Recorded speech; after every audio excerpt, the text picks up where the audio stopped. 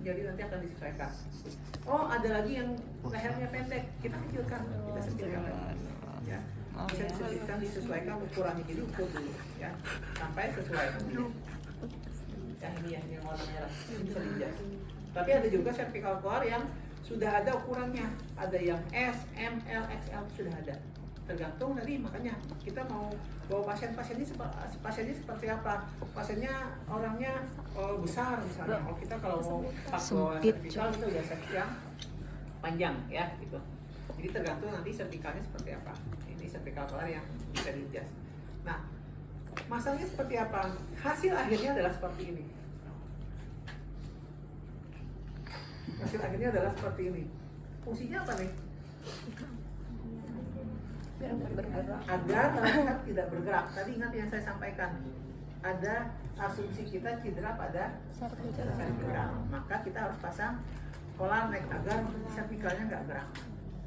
Jadi aman, tidak ada trauma tambahan. Sampai terbukti bahwa tidak ada cedera pada cervical. Nah, masanya gimana? Nah, bisa satu orang, bisa dua orang. Coba kalau satu orang dulu. Ya, ini saya geser dulu ya. Oke. Ya, kita geser di atas.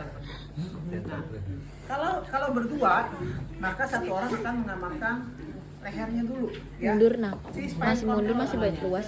Kalau kamu ngelurusin Jadi, kaki, posisinya di atas pasien, kemudian tangannya ini masuk ke bawah sini, ya, bahu, kemudian ini menahan seperti ini.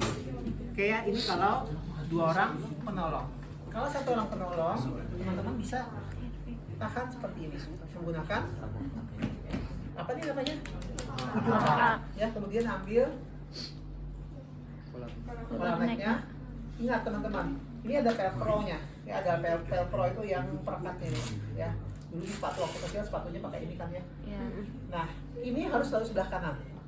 Ini harus selalu di sebelah kanan. Selama ini saya temukan produknya pasti sebelah kanan. Ya.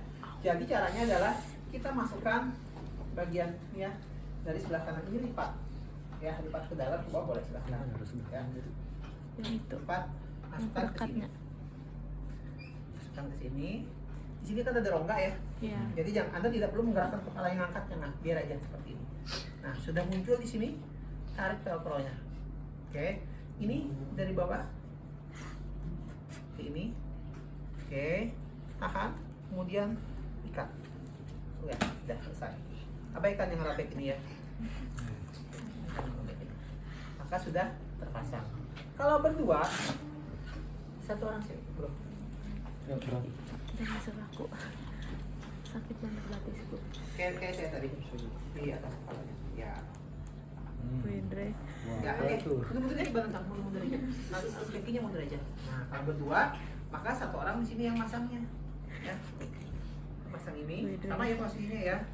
Nah, ini lipat. Tahu guys, gitu. Oke, gitu aja. Cukup. Nah, sebulan terus ini saya lipat ke bawah, balik lagi ke sini. Nah, ini posisikan di bawah bahu, di bawah dagu. Ini velcro-nya. Tarik dulu. Jangan langsung dekatkan, tarik dulu. Nah, baru tarik ke atas. Oh, sampai keluar. Ya, kalau ini sudah selesai, pasang. Ini harusnya nggak robek ini ya. Karena tadi sudah robek, karena ini memang yang agak murah. Oke, jadi ini sudah terpasang. Oke, sampai sini clear? Bisa pasangnya? Bisa. Mau satu orang, mau dua orang bisa. Kemudian apa yang kita lakukan selanjutnya? Kita periksa dalam waktu 2 menit. Kita harus periksa airway, breathing, sirkulasi, disability, dan exposure. A, B, C, D, E. Airway, breathing, sirkulasi, disability, exposure. Ya. Yang pertama kita belajar A dulu. Ini dilakukan secara bersamaan. Ya, secara bersamaan dilakukan. Tetapi dalam praktek ini saya lakukan tidak bersamaan tapi satu persatu ya. Yang pertama adalah airway dulu. Airway itu apa? Jalan napas. Ya. Jalan napas itu untuk melakukan pembebasan jalan napas ada 2 cara. Bisa pakai alat, bisa tanpa alat. Kalau tanpa alat, misalnya tanpa alat ya, saya bisa lakukan head chin lip. Kemarin belajar ya, di head lip. Gini ya, head chin lip. head kepalanya didongakkan, chin dagunya diangkat ke atas. Kalau pasiennya tidak trauma, oke? Tapi kalau pasien trauma, ini tidak boleh dilakukan. Posisinya harus tetap lurus seperti ini, harus inline. Kemudian kita lakukan namanya jaw thrust. Jaw thrust seperti apa? Thumb, jari di pipi, di tulang zygomatikumnya.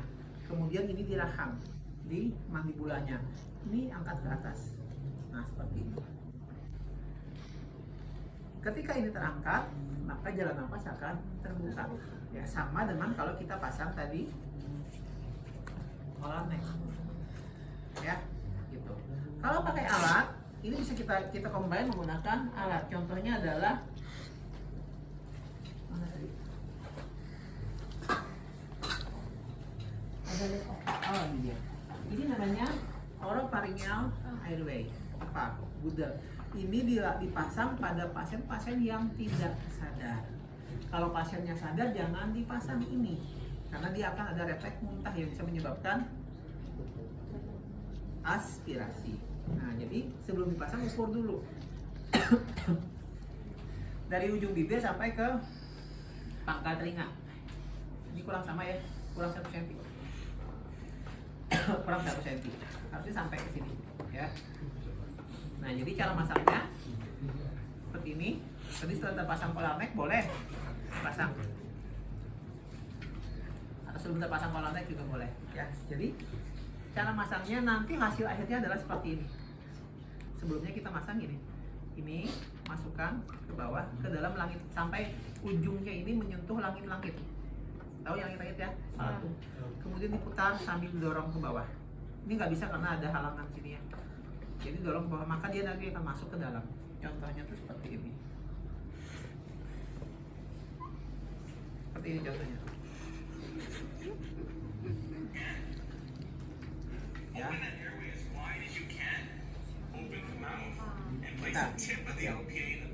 Atas.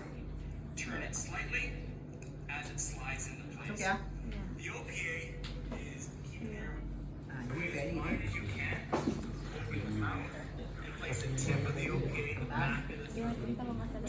Kamu kalau di anu nggak stop dulu. Siapa? Git kan? Udah bos. Iya. Ini kalau di airway mungkin nanti sama Pagar dijelaskan lagi karena jalan nafas sudah terbuka. Lanjut kita mengkaji breathing. Apa yang kita lakukan kaji di breathing? Yang kita kaji adalah melihat dada kiri kanannya mengembang atau tidak. Mengembang berarti dia bernapas. Ketika dia mengembang, kiri dan kanan ini simetris atau tidak simetris. Ketika dia bernapas, apakah gerakan antara kanan dan kiri ini sama atau tidak sama? Kemudian lihat juga apakah ada jejas di bagian dada. Jejas itu luka lecet, luka robek, abrasi, ada kehitaman, ada kebiruan, ada kemerahan, apapun bentuknya yang mungkin karena trauma itu jejas. Ada nggak? Kita lihat di sini. Contohnya dia naik mobil, kebetulan sama setir karena tadi terdorong ke depan, kemudian di sini merah misalnya atau biru, ya itu jejas. Karena itu bisa menimbulkan patah pada tulang poste yang nanti akan berdampak pada frekuensi napas. Berapa frekuensi napasnya? Kalau tadi sudah bernapas, berapa frekuensi napasnya? Apakah napasnya normal atau tidak normal? Di bawah 10 kali per menit, di bawah 6 kali per menit. Nah, sekaligus kan ya, tapi kita breakdown satu-satu ya. Jadi kita lihat, jadi anggap ya sudah selesai, kita breathing. Nah, ketika kita mau memberikan oksigen, ya pikirkan dan rekomendasikan oksigen seperti apa yang ingin kita berikan. Ini apa namanya? Ini apa namanya? Ini namanya non-rebreathing mask atau NRM ya, karena ada katupnya, ini ada katupnya. Tapi kalau tidak ada katupnya disebut dengan ya. Rebreathing mask. Rebreathing mask bisa membawakan oksigen konsentrasi tinggi 60 sampai 90%. Bisa diberikan untuk oksigen 10 sampai 15 liter per menit. Kalau pasiennya kagak perlu sebanyak itu, gunakan apa? Gunakan masker biasa. Simple masker itu yang nggak ada reservoir namanya. Ya, Ini reservoir. Jadi yang nggak ada ininya gunakan simple mask. Simple mask bisa digunakan untuk oksigen dengan konsentrasi antara 40 sampai 60%. Antara 6 sampai 10 liter per menit. Kalau lebih rendah lagi, misalnya biasa aja lah, sesak biasa ringan, gunakan masakan antara 1 sampai 6 dari 20 sampai 40 konsentrasi oksigennya. Jadi pastikan gunakan biar sesuai. Pasien-pasien trauma biasanya memerlukan oksigen konsentrasi tinggi.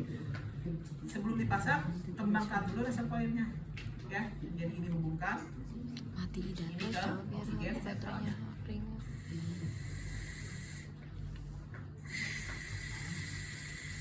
Nah, kalau sudah mengembang, baru Anda pasang.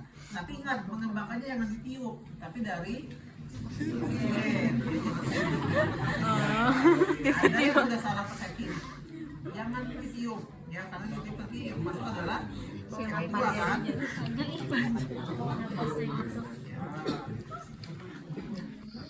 Berat. Sip, nitip bang, sip. Tiba-tiba saking panik ya. Udah ditabung samping ya. Bau anjir ya. Terus kan.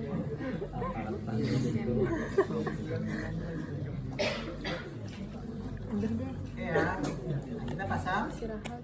oksigen. Taruh di bawah, aku besok kalau tak Sudah terpasang oksigen, ya berarti nanti tinggal Panas kita observasi aja lagi apakah ada penurunan oksigen tadi, frekuensi napasnya seperti apa, termasuk apa nih?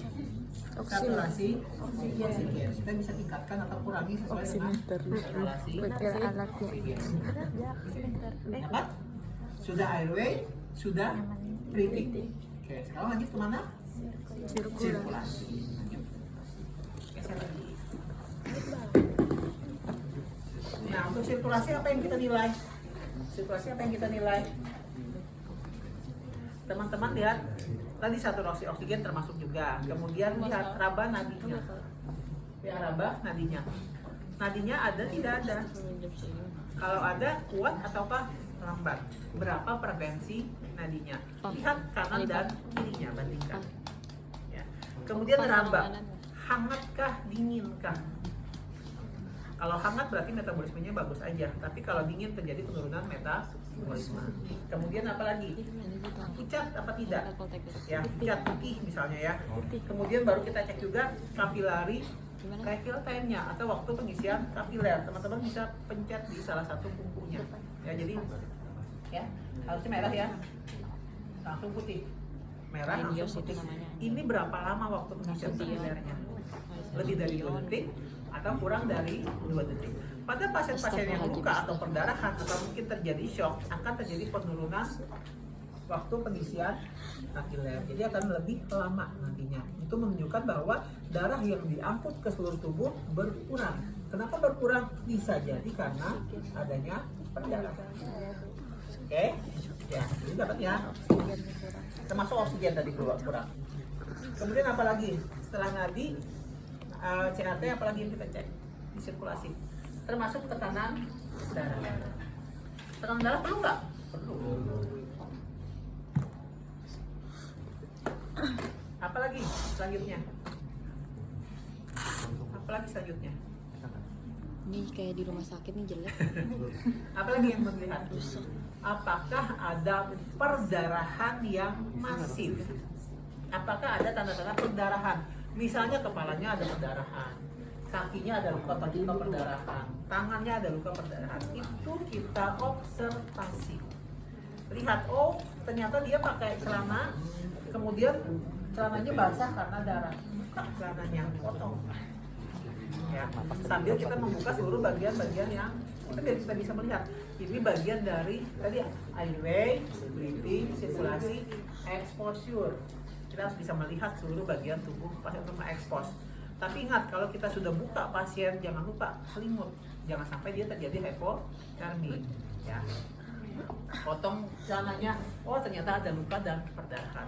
Perdarahan aktif itu tidak nunggu, tapi harus langsung dilakukan, diatasi tindakan. Contohnya adalah misalnya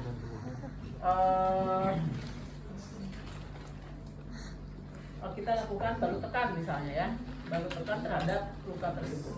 Jadi kalau misalnya ada luka, jangan ditunggu lama, tapi lakukan pertolongan sesegera mungkin. Jadi kalau balut tekan itu bisa menggunakan kasa, ya kasa yang memang kita siapkan untuk itu, ataupun bahan lain yang bisa digunakan untuk menutup luka. Jadi kalau misalnya ada luka di kaki atau di kepala misalnya, ya ada di kepala, misalnya ada robekan di kepala, tutup lukanya, ya tutup dalam jangka waktu yang cukup lama, jangan dilepas. Ya, kalau darahnya tetap ngalir, maka tutup lagi, jangan diganti karena ketika diganti maka luka tadi akan terbuka lagi, yang tadi sudah ada faktor pembekuan darahnya itu menjadi hilang. Misalnya ada ada perdarahan, teman-teman bisa lakukan pengikatan. Kepala kita. Siapa ke pas Ramadan mau ikut? Coba kita kayak gitu juga. Jangan khawatir ya. Berita aja semalam jam 2. Itu kita Biar aja lah ininya masker. Matanya. Gojo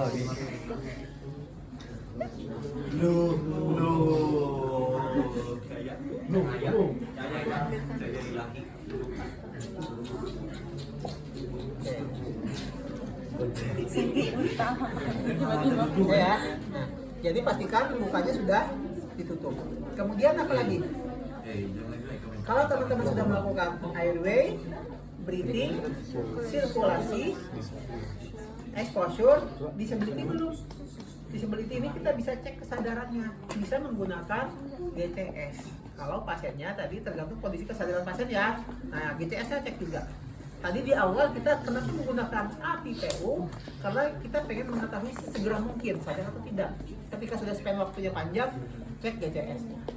Termasuk semua bagian tubuh kita expose, kita buka supaya kita bisa melihat. Nah, sekarang ketika kita expose, apa yang kita lakukan selanjutnya? Airway tadi sudah terpasang OPE, breathing sudah terpasang oksigen, perdarahan sudah diatasi, kemudian tekanan darah sudah diukur, nadi sudah dicek semua. Kita lanjutkan cek bagian tubuh pasien.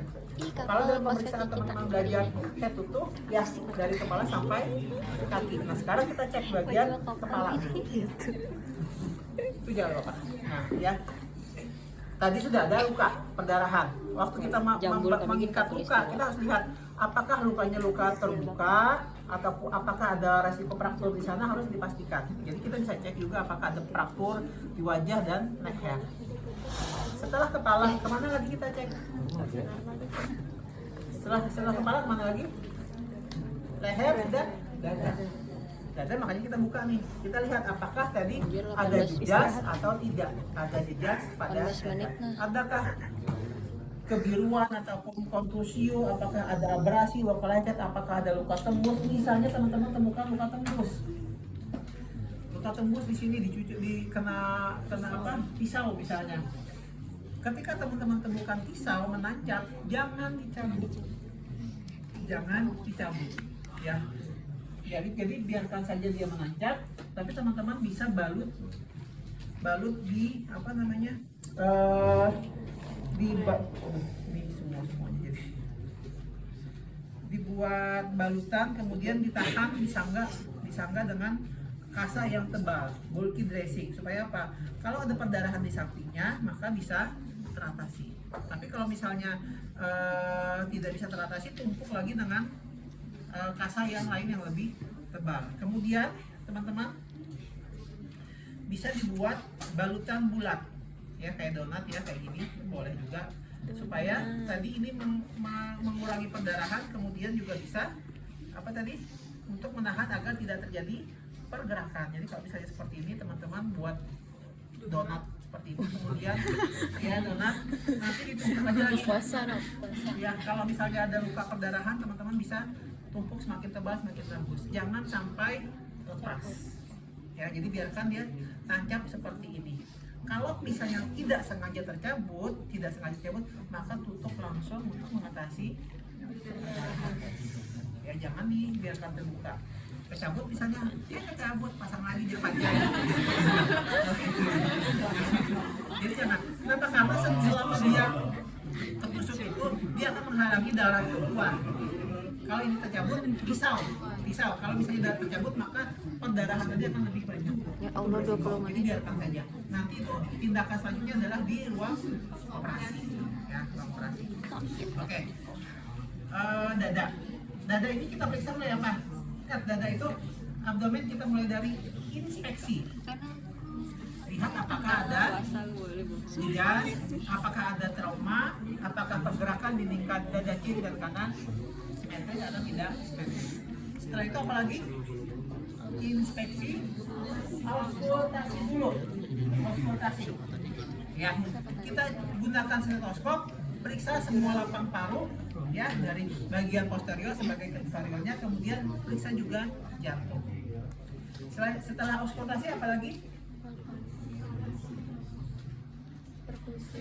Perfusi dulu. Kalau kita palpasi maka kita sudah memanipulasi bentuk dari kondisi ini. Maka kita harus cek dulu perfusi. Oh, ada bunyi sonor, ini hypersonor. Oh, ini redup, berarti ada cairan. Hypersonor berarti ada udara yang berlebihan. Tergantung nanti kondisinya seperti apa. Jadi semua bisa. Baru terakhir kita cek apa tadi? Inspeksi, auskultasi, perfusi dengan palpasi. Palpasinya terakhir. Karena kita melakukan palpasi kan akan melakukan perubahan nih. Mungkin akan terjadi perubahan bentuk dari dadanya ketika kita melakukan tindakan. Maka itu diakhirkan. Jadi cek apakah ada tulang-tulang yang patah, apakah ada bunyi krepitasi. Jadi kita raba semua bagian dada pertama. Selanjutnya apa lagi? Kalau sudah dada, lanjut ke abdomen. Ya, jadi ingat urutannya: kepala, leher, dada, abdomen. Di abdomen kita lihat saja, kemudian kita langsung lakukan palpasi. Kita perlu diauskultasi. Ya, apakah ada nyeri tekan? Nyeri tekan berarti kemungkinan ada trauma di dalam. Kita bisa ukur juga. Misalnya terlihat kembung, distensi. Siapa tahu ada luka di dalam yang menyebabkan perdarahan. Perdarahannya tertumpuk, jadi akhirnya kembung pasiennya. Ya, jadi kita perlu perhatikan itu. Ya. Setelah abdomen apa lagi? Setelah abdomen apa lagi? Turun ke bawah. Apa ini? Pelvis dulu. Ya, pelvis, dada, abdomen, pelvis. Pelvis itu kita sama inspeksi dulu. Apakah ada tampak dejas, tampak perdarahan, tampak luka, tampak memar, itu kita cek.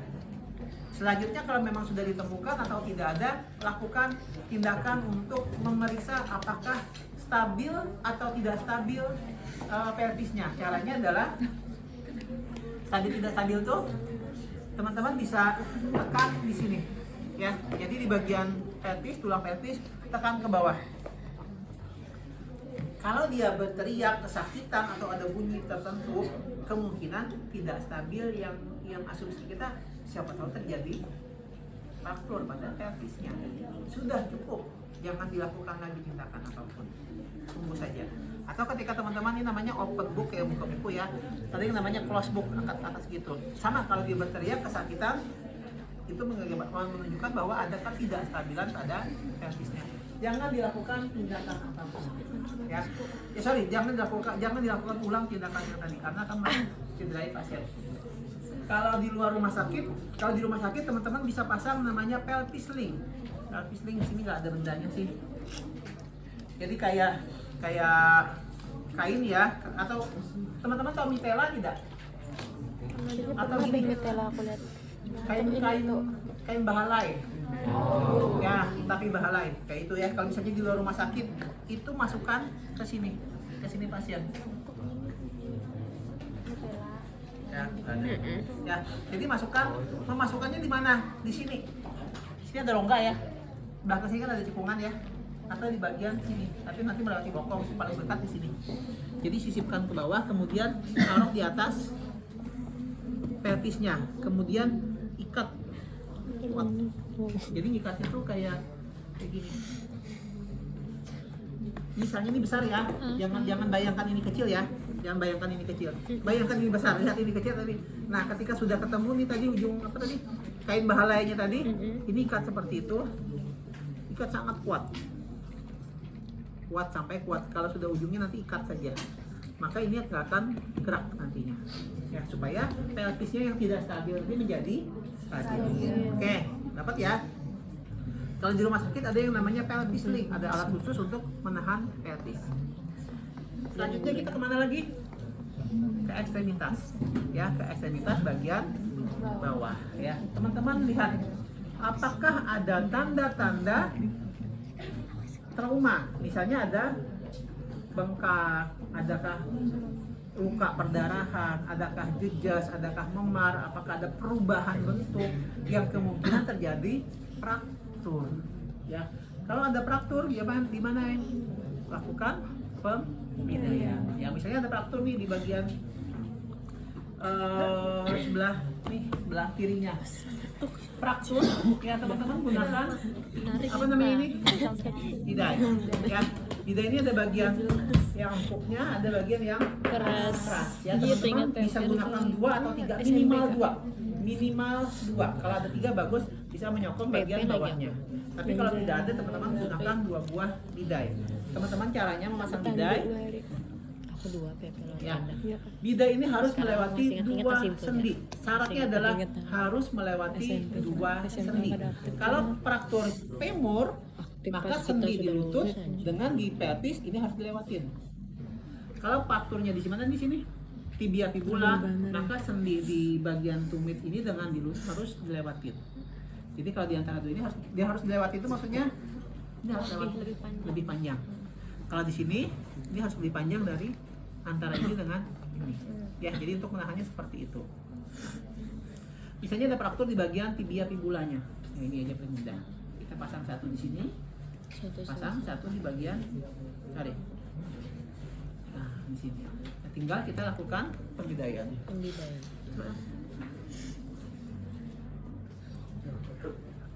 Ya, teman-teman hati-hati kalau kemudian ini mau yang bidain. Nah, jadi pegang seperti ini, ya.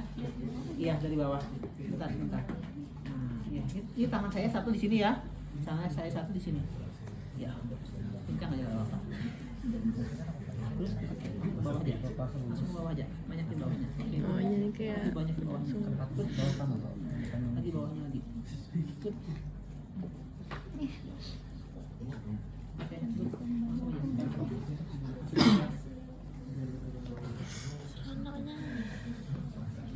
ada serono kalau bujuran di anu panik ada.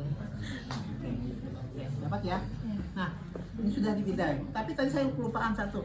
Sebelum dibidai, kita harus cek PMS-nya. Setelah menstruasi. PMS itu P itu adalah pulsnya.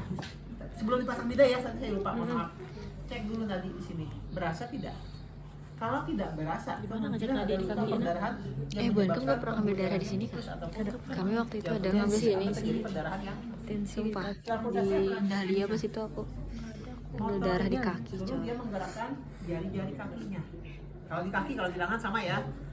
Kalau dia mampu menggerakkan, normal. Kalau tidak mampu menggerakkan, kemungkinan ada luka pada ataupun putus pada tendonnya.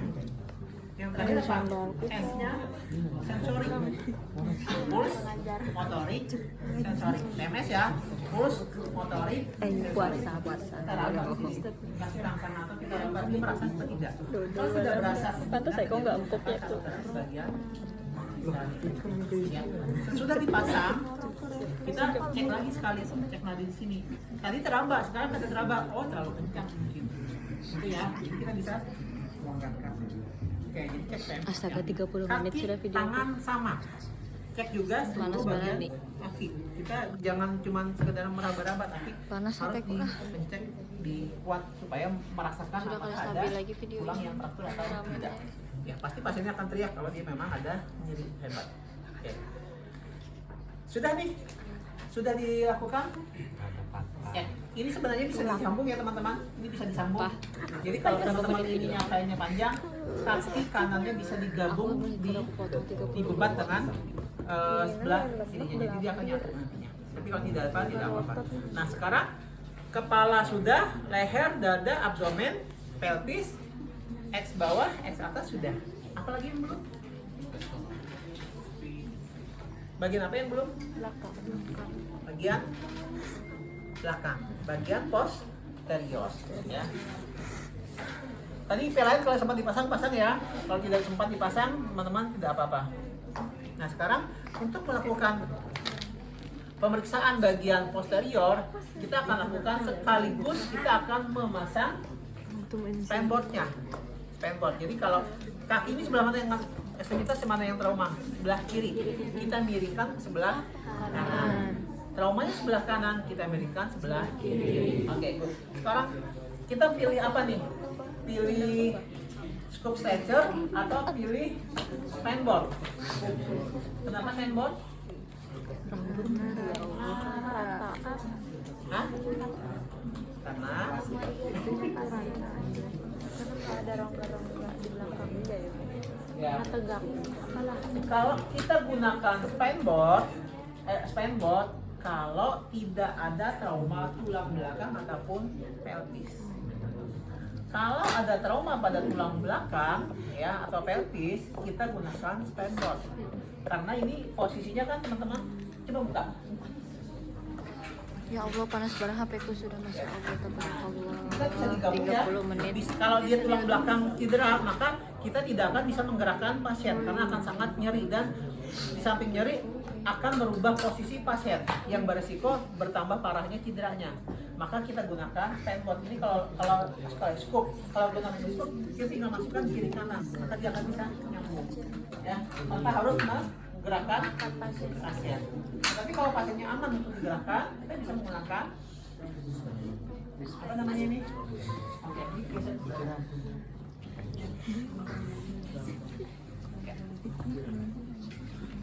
Jangan melewati bagian tubuh pasien. Nah itu nggak boleh ya kayak gitu ya. Nah sekarang nah, satu orang ke kepalanya, kita satu orang ke kepala. Ini kakinya jangan gitu, jangan biasakan kayak gitu. Teman-teman, posisi ini adalah posisi yang almarhum guru dosen saya itu benci. Saya pernah belajar PHD pernah ya. Kita kan koperasi dari sini. Wijaya maju, saya datang duduk seperti ini. Belum sampai 1 detik duduk. Saya nggak diizinkan karena nggak boleh. Posisinya untuk RJP harus benar-benar seperti ini. Nggak ada RJP seperti ini. Anda masa pasien ini nggak stabil kalau posisi seperti ini capek lah ya. Capek. Maka posisikan seperti itu tadi. Di samping itu Anda kan bisa menahan kepala. Kalau misalnya dia tidak ada.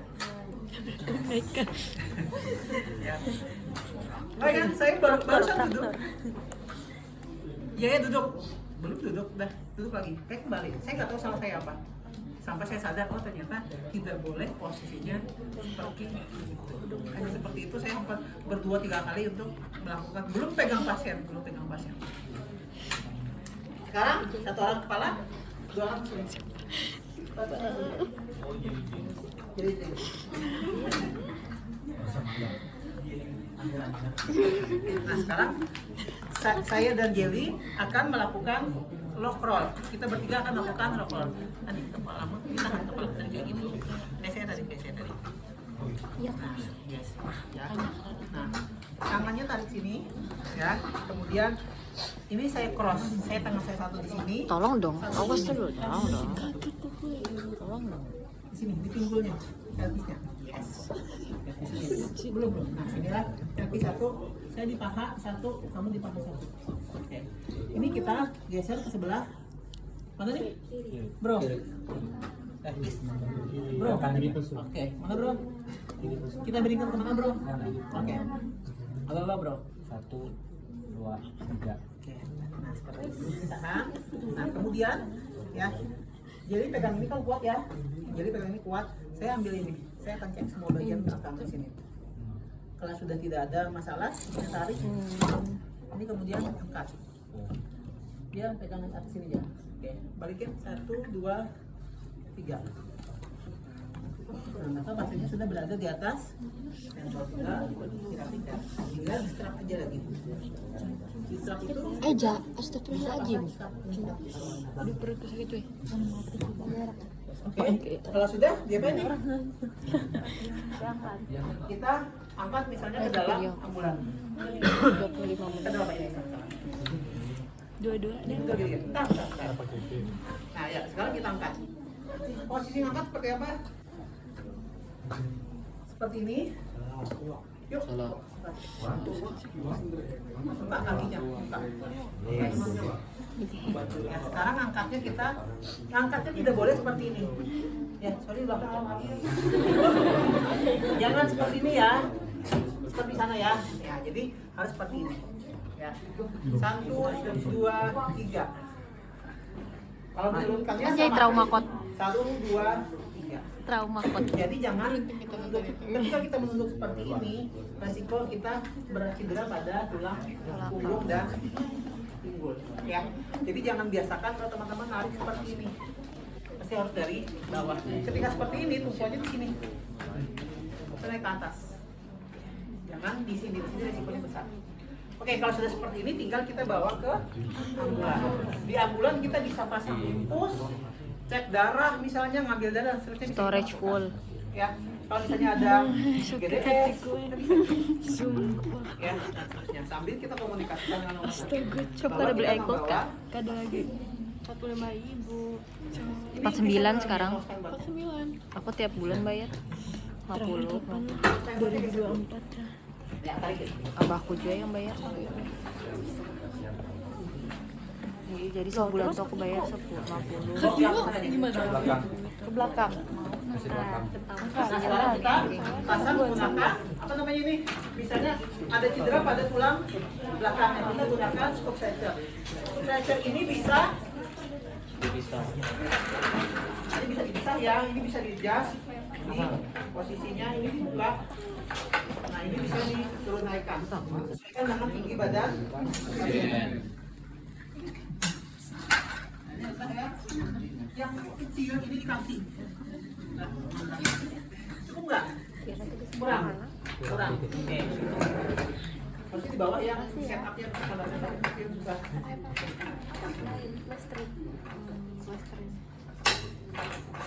Udah? Cukup. Ya. Sekarang ini pakai.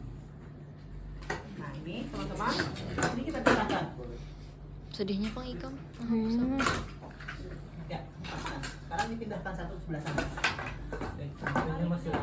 Berapa galeri Kak memang totalnya? Jangan lewati badan pasien. Aku pada 10-an. 9.000. Oke, untuk sekarang kepalanya tetap. Yang tadi. Coba ya. Sudah dulu. Oke. Di belakang kita dulu. Tadi kita lakukan namanya lock roll. Oke, lock roll ya. Sekarang kita lakukan lock up. Lock up itu beda dengan lock roll. Lock roll itu kita membalikannya banyak. Lock up itu sedikit saja. Hanya agar ini bisa masuk. Iya, coba. Ya kayak tadi ya. Yes. 1, 2, 3. Masukin. Ya, nah, lepas. 1, 2, 3. Sekarang pindah lagi sebelah sana. Yuk berdua lagi coba. Sama ini siapa namanya? Ya, berdua aja. Yuk, lock up lagi. Ya, plus gitu. Ya. 1, ya. Ini pantat Prita. Sudah cukup. Nah, sekarang oke, good. Ini sudah bisa dilakukan pengangkatan. Kalau kita berdua, tadi belum dilakukan pemeriksaan bagian posterior. Kita angkat lagi. Belum.